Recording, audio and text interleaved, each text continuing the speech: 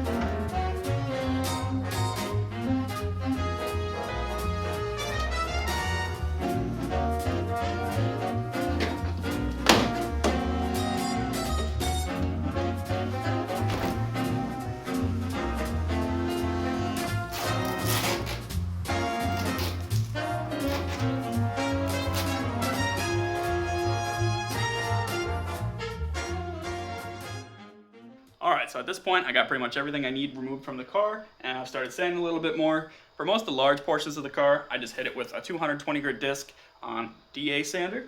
And then for the tight spots, the body lines, and yeah, just kind of like the little areas up against the seams and everything, I hit it with 220 just on a regular little disc. I just use my hand. So it works pretty well. I'm pretty close to done with this side of the car. Notice how it's no longer shiny, but then this side of the car I still got a little bit of work to do. So I'll be filming a little bit of the sanding process over here. But yeah, kind of the big tip, don't use a DA sander up against like the sharp body lines, otherwise you risk flattening those out. On the edges, I had a little bit of extra built up paint, so I actually wanted to sand those down. But usually with the DA, you want to avoid the edges because you can burn right through them real quick, especially with 220 grit. The reason I'm using 220 right now is because I'm gonna lay a high build primer on top of it. If I was laying paint on top of it, I would use like a 400 or a 500 grit. But the high build primer will fill 220 grit scratches no problem. So that's what we're working with.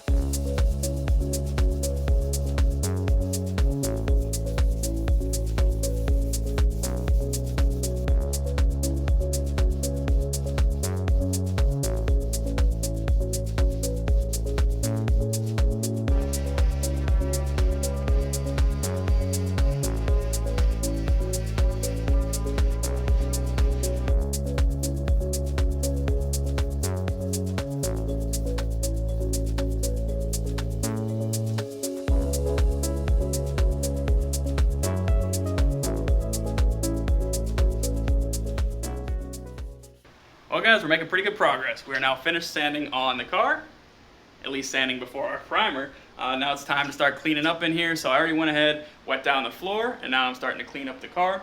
To lift all the sanding dust and dirt and stuff off the car, I use this foaming glass cleaner that's streak free.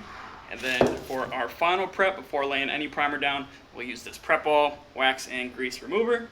And I use a microfiber towel to apply all that stuff and dry it off. Now as far as our trim goes, for most stuff, we just use this plastic overspray sheeting and just regular yellow 3M masking tape. Now, for some pieces, like where the trim kind of overlaps the paint and you don't want the trim to stick to the paint, I can use this stuff. So this is a 3M trim tape. This is interesting. I want to use this stuff because last time this car was sprayed, it was not used, and you can kind of see how there's like gray paint on the edge of the rubber there, and that dries and cracks, chips up the paint. You can see how much it chipped up the paint back here, and yeah, it just chips up the trim, and it doesn't look good, and the trim's really hard to replace. You got to take the windows off for that. So to avoid that this time, or to avoid getting any more of that on the car, I'm gonna use this stuff. It's kind of cool. It kind of hooks into the trim and then peels it back and sticks to the car. I don't know, I guess we're gonna find out and see if it works. But yeah, I'll keep cleaning, I'll film a little bit of that, and then get our gun ready to spray some primer.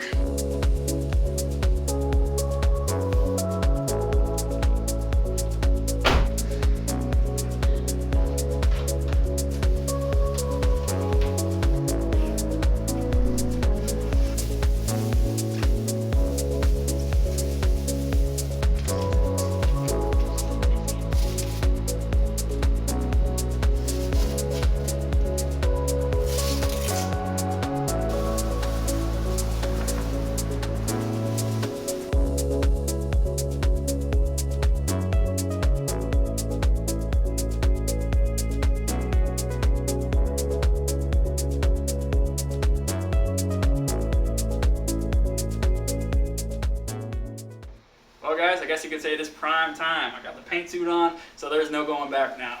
We're going to be spraying this Upol primer. This is a high build primer when mixed 4-to-1. You can also mix it 4-to-1-to-1 with a reducer. Then it's more of like a primer sealer. It sprays a little thinner, a little nicer. But we're going to be spraying it nice and thick today. Mixing it in a little paint cup here with a paint strainer, of course. I haven't touched one of these HVLP guns in a long time. So this is an Apollo spray HVLP, but the setup package is made by Eastwood. Yeah. So I'll definitely have to dial in my spray powder and make sure we get that all sorted out before I start spraying on the car. But we got everything wetted down and I'm about ready to shoot, so let's mix this up and let's get going. Well, of course, it took me a couple tries, but now I got the gun dialed in where I wanted it. I don't know what was up with the first batch I mixed up. It was super liquidy. So on the second batch, I make sure to really shake up that paint can. But I got it dialed in a lot better now. You can see before when I was spraying it, it was like that. Now it's a little more like that. Got it fanned out nice. Much happier now. So we'll start with this side of the car, and then yeah, work our way up to the roof. I'm gonna keep all these dang bugs off the car. That's annoying. Get away. Yeah, I'm pretty happy with how the gun's dialed in now. All we can do now is let it rip. What the? I don't know what happened. We lost our pressure. Must have bumped something. Maybe I might have clogged my nozzle there. Hold on, let me wipe this up.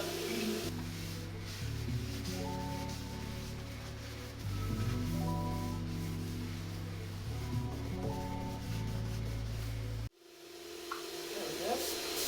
Okay, that's weird. That was weird.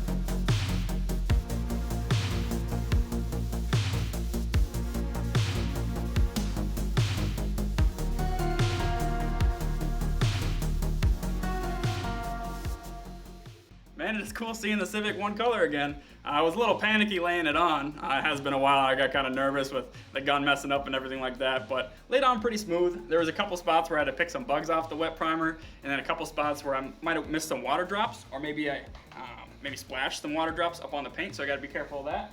But I think I'm going to give this side one more coat. So yeah, Upol recommends 2 coats of their high build primer. I'll do 1 coat on this side, and then once I'm done with this side, I'm just going to quickly transfer over it and hit the other side with its first coat. And then we'll, wait the 15 minutes between and then hit the driver's side with the second coat. So that's my game plan. Hopefully I get a little bit better at this.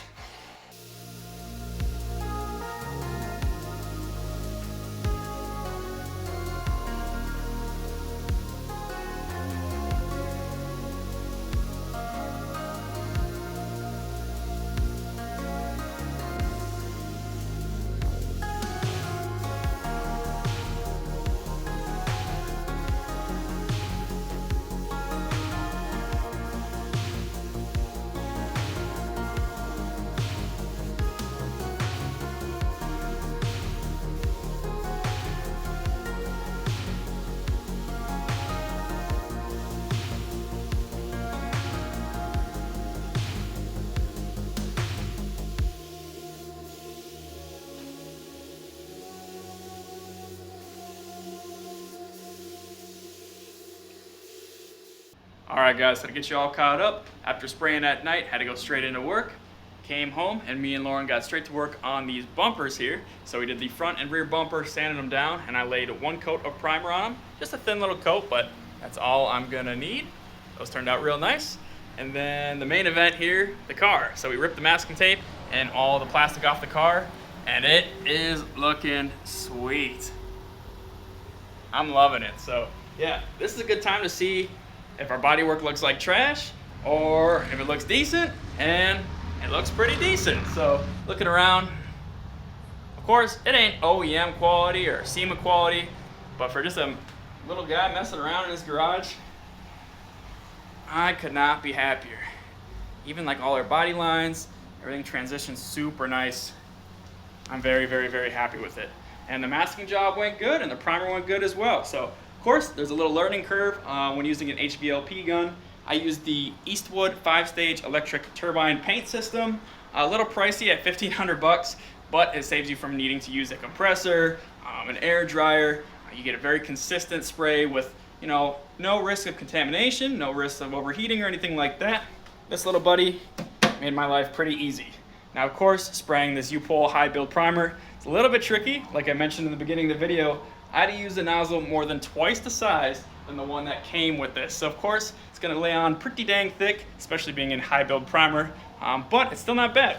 Towards the end, every once in a while the gun would spit a little bit, so you can see from time to time, you get these little spit marks here, but it's high build primer and it's all gonna get sanded off anyway, so I'm not really worried about that.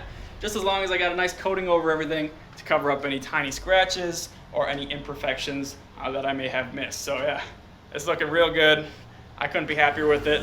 Let's roll some B-roll shots.